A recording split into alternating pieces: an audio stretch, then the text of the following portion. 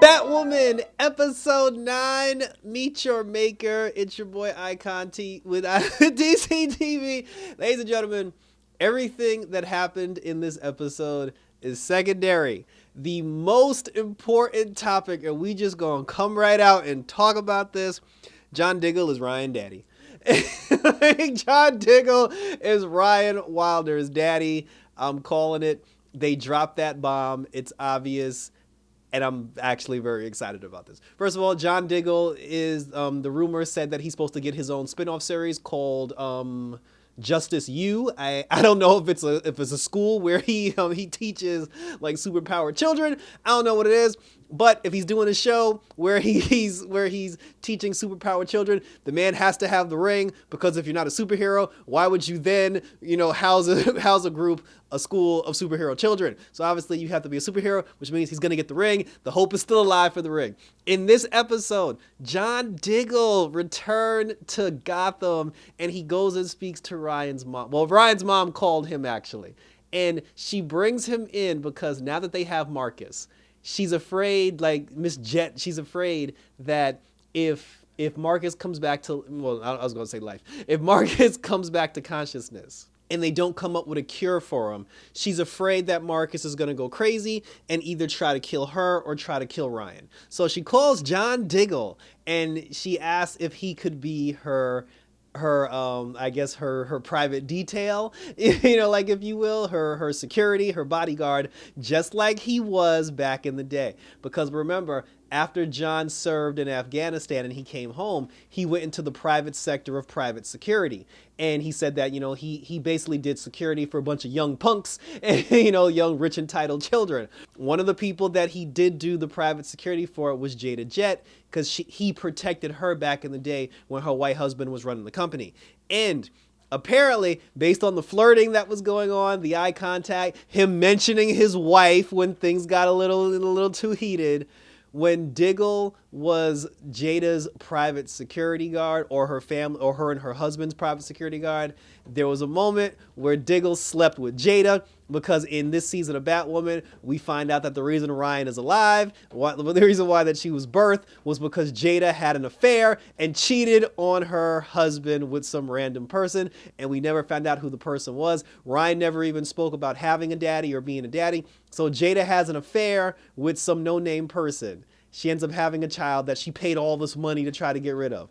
John Diggle comes to town, and then you find out not only does John Diggle know Jada Jet, but John Diggle and Jada Jet had a thing back in the day when he was doing private security. Ladies and gentlemen, John Diggle is Ryan Wild's daddy, and this is actually pretty damn cool. And it's funny because John Diggle's been on Batwoman twice now. And both times he's been on Batwoman, he's never bumped into Ryan. And I always thought that was weird because I was just like, this is Batwoman. How does John Diggle not bump into Batwoman? But like I said, I'm excited. I'm excited for this. Like, I hope that like, I want to see this reveal. I definitely want to see this reveal. But anyway, so John told her no because he was just like, yo, I'm married. I got 2 kids. Plus, he's like, I work for Argus now. And he said that the reason why he came to tell her in person that he couldn't do it was because he was already in Gotham on some personal business. We find more about that later. When Jada told him about the thing with the Joker, Diggle said that, yeah, he was like, I was watching the news reports and I saw, like Killer Croc, the Mad Hatter, Poison Ivy, all of Batman's old villains. He's like, all the old villain weapons kept popping up out of nowhere and they're starting to resurface. He had made mention to Jada about, well, maybe you can get your hands on the Joker's buzzer and use that to reverse the effects. Then Jada said, yeah, that is a theory that could happen, but we don't know where the buzzer is. So then Diggle finds out that Montoya just got put on the Metahuman Task Force charged with taking down Batman villains. So the two of them go down to Montoya's office and break in to look for clues. When they break in, they look for clues, they find the Joy Buzzer. She now has the Joy Buzzer and she can use the Joy Buzzer, I guess, to try to give Marcus his empathy back and reverse the buzzer situation with Marcus. So then that was it with that. And then Diggle went to go handle his personal business. More about that later. So now the Bat Team, because there was a Batwoman episode in here, they've tracked Poison Ivy, because remember, Poison Ivy came back to life in the previous episode. They've tracked Poison Ivy to a national park. And that's the worst place you can be for Poison Ivy. But, Ryan, Sophie, and Luke They go down to the park to try to capture Poison Ivy, but because they're in the forest, Poison Ivy runs the whole place, and she basically kicked all their collective asses. Ryan and Sophie were beefing throughout the course of the entire Ryan was beefing with Sophie throughout the course of the entire episode. Sophie tried to apologize, she tried to talk to her, she tried to have conversation, and then ultimately she was just like, yo, why do you hate me? And then she was like, I don't hate you. She was just like, I just got all these things going on in my mind. And then, Sophie was like, well, what do you want? And then she was like, I don't know. Luke got upset because he feels that everything that's happening right now is his fault, because he was just like, oh, Mary got away because of me. This happened because of me. I can't wear the bat suit. I'm not a hero. I'm not supposed to be a hero. And he's feeling a whole bunch of self-doubt. So while they're trapped in the cabin, they're trying to figure out how they can get out of the cabin so they can go after Poison Ivy. They said that, with salt and vinegar, they can use that to, take out the weeds and the vines that Poison Ivy's using to try to kill them. The supplies they needed ended up being in a truck. Batwoman put the bat suit on. She goes to the truck to try to retain the salt and the vinegar. While she's out there, because there was a little boy and a father somewhere in the forest, Poison Ivy killed the father, and then the boy ran, trying to find help. He saw Batwoman trying to get the salt and the vinegar out of the truck, and then he screamed like, Batwoman, come help me. And then she was like, oh, shoot, because once he said her name, Poison Ivy knew where she was, and then she tried to, kill Batwoman using the vines to try to, poke her and kill her. Batwoman jumped in the truck to try to, protect herself, and then when she was in the truck hiding out from the Poison Ivy vines, she told Luke to go save the kid, which he did, and she told Sophie to blow up the truck with her in it, because since she's wearing the bat suit, she said that the bat suit will protect her. So Sophie fires the shot, she blows up the truck, it burns all the Poison Ivy vines, and then, Luke saved the kid from the explosion, and then the kid was like, thank you, you saved me, you're a hero. Then Luke started to feel a little bit better, and then after that, Ryan kind of freaked out for a little. Well, Sophie got mad first because Sophie was like, why would you have me blow you up inside the truck? And then she was just like, look, it worked, didn't it? And then she was like, don't ever do that again. And then she was like, well, why do you care? And then, the two of them basically went back and forth, and then Sophie ended up kissing Ryan. And I was like, it's about damn time, because I like the two of them together, and I would like to see the two of them together. So pretty much after that, the three of them left, and they went back to Gotham, because Ryan legitimately said, she said, this is Poison Ivy. This is a Batman villain. She is way too powerful. We are not prepared for this, and we need to go home and we need to regroup. And that's exactly what they did. The whole time Poison Ivy and Montoya were in the forest together, Poison Ivy basically was trying to call Mary to her, because Poison Ivy she's not at full strength. She wasn't able to get herself at full strength. She couldn't get her full power. She was weak, she was falling in and out of consciousness, and then she was just like, I need to be whole again. In order for her to be whole again, the energy that she used to instill into Mary, she needs to take it back in order for her to be at full strength. So she was trying to call Mary to the forest so she can take the power from Mary. Alice tried to prevent that, because Alice knew that there's a chance that Poison Ivy would kill Mary.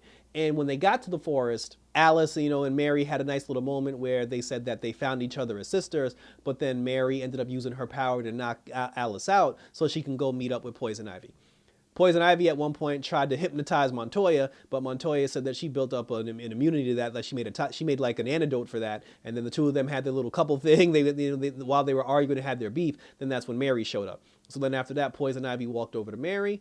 She put her forehead on her head. She absorbed the power. She took the power back from Mary, and now she went from withered old flower to back to being full strength, and Poison Ivy is back in full strength again, and Gotham is royally fucked. So Mary's not dead. I thought she was gonna literally suck the life force out of her, but Mary seems to be okay. The question is whether or not is Mary still under the influence of Poison Ivy now that Poison Ivy removed the power from Mary and put it back into herself. The Bat Team, like I said, the Bat Team is basically, trying to regroup here. And then, we still got to find out what Diggle has to do with all this. Because in the final scene, Luke was talking, he went to his dad's grave to go talk to his dad. And then Diggle met up with him at the grave. The reason why Diggle came to the city to begin with was because he had the box that the Green Lantern ring is in, and he wanted Luke to open the box. And this is what I was like, really? Because if you watch the episode of Supergirl, Kelly became Guardian. Diggle was on that episode. And during that episode, Diggle had decided at the end of the episode to actually put the ring on and become the Green Lantern. Because he said on Superman and Lois, I think he said on Supergirl too, but he also said on Superman and Lois, because Diggle was on every show at one point except Black Lightning. Diggle said that he turned down the ring at one point, because we saw last season when Diggle was on all these different shows, the ring was calling out to him. The ring was telling him, it's your destiny, John, put the ring on, put the ring on. And Diggle actually said no. He, he refused the offer. So because he refused the offer, the box won't open anymore and he can't put the ring on. So now that he actually wants to wear the ring, he can't get the ring out of the box. And I got really pissed because I was just like, y'all toying with my emotions on this one. So he went to Luke and he asked Luke if Luke could open the box for him. And Luke said he couldn't open it. And then he was like, how'd you get the box open the first time? And he was like, well, I didn't. He said it just opened automatically. And then he was just like, well, maybe it's not scientific. Maybe it's something entirely. And then Diggle was like, yeah, I know what you mean. Basically saying that he feels that, his hope, like his, Diggle knows that because he turned down the power, he knows now that the box won't open for him because he said no. So basically he got to apologize to the ring so the ring will open for him. And I really need to see this scene happen. Diggle is obviously going to be on Batwoman at some point before the season's over because he Ryan Daddy, and we're not closed on that storyline. And this show is really good. This show is getting really good, and I like the fact that Diggle's inserted into the show, so we'll see what happens. Like I said, we'll see what happens next week. Thank you for tuning in as always. Share your thoughts below. Like, what do you think about Diggle being Ryan's daddy? Like, what do you think about, the Diggle spin-off show? The fact that he now can't open the box to get the Green Lantern ring now that he wants to put the ring on, and where we go from here. Share your thoughts down below, and we'll continue to talk about it. Check me out on Twitter. Check me out on Instagram. Like I said, always on YouTube, so we can share our thoughts, questions, comments, and or concerns. And like I said, we gonna ride this train because Batwoman's doing it big right now, and I'm definitely here for it. Thanks for tuning in, guys. So till next week, for the power of the Green Lantern, take care, and I'm out this bitch.